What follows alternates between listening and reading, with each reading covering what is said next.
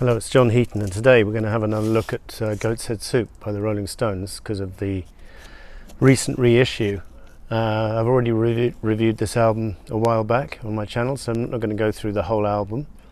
And I'll tell you up front, I didn't buy any of the new product.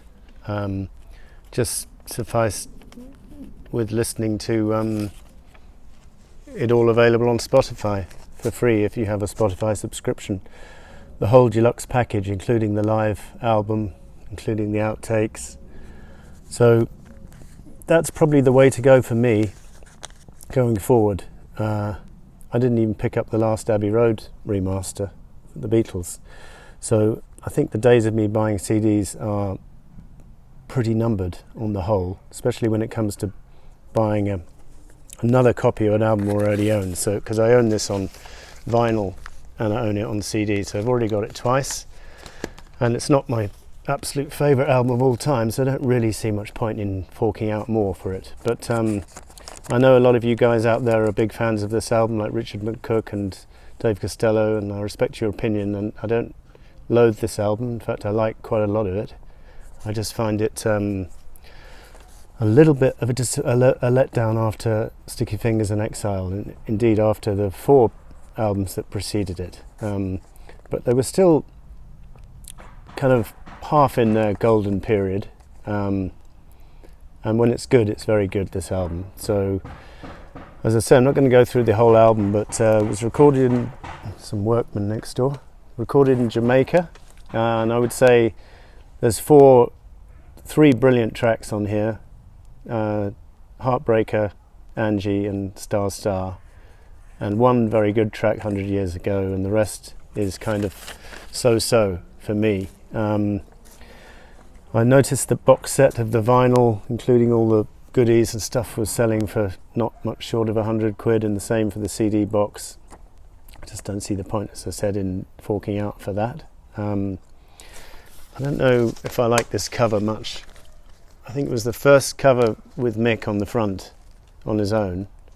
I could think of Tattoo You, where he's on the front after this, and Black and Blue, where he's on the front but with Keith, and then Charlie, Bill and Ronnie on the back. David Bailey took the pictures, including one of Keith and the gatefold pictures. Not bad album artwork, but not their best cover by a long chalk. So let's talk about the bonus material which came with it. I think it's been pretty well remastered, by the way. Originally produced by Jimmy Miller, and from what I can tell from Spotify, it's been pretty well remastered. The CD I own is quite low in volume when you put it on the player, and you have to crank up the volume, which is always a sign of it's not being terribly well mixed. There's a couple of outtakes from the sessions. By the way, I'm disappointed that they didn't include Waiting on a Friend and Worried About You, which I think was started in these sessions, and maybe even Heaven.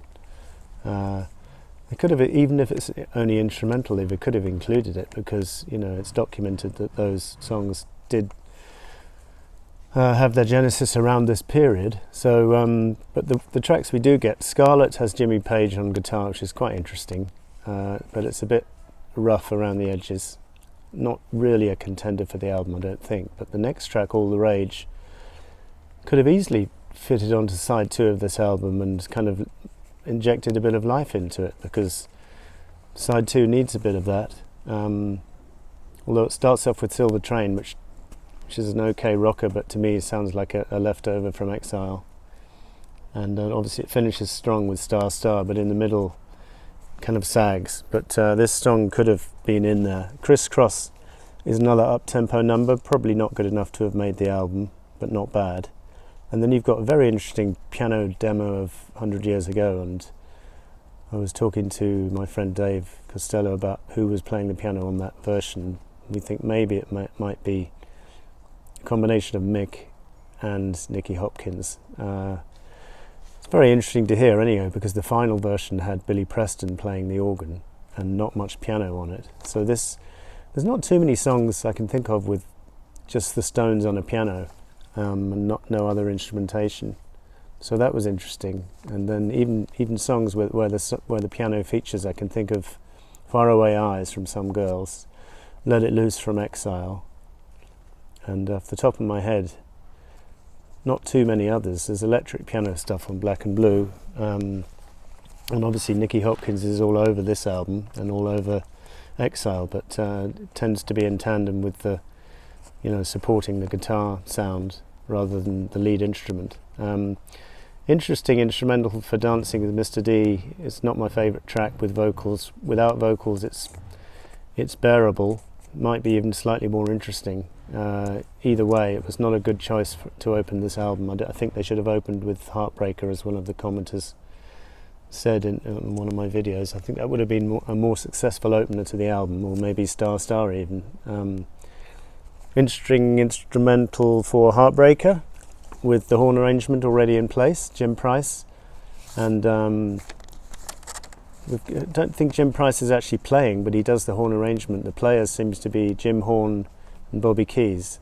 And there's another guy whose name I've forgotten and I didn't write down. But that instrumental is interesting. Hide Your Love alternate mix with less piano is okay. Hide Your Love outstays its welcome a bit. It's a bit long, as are quite a few songs on this album, like the ballad Coming Down Again.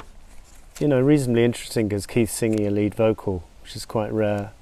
But it goes on for 5.5 minutes, outstays its welcome.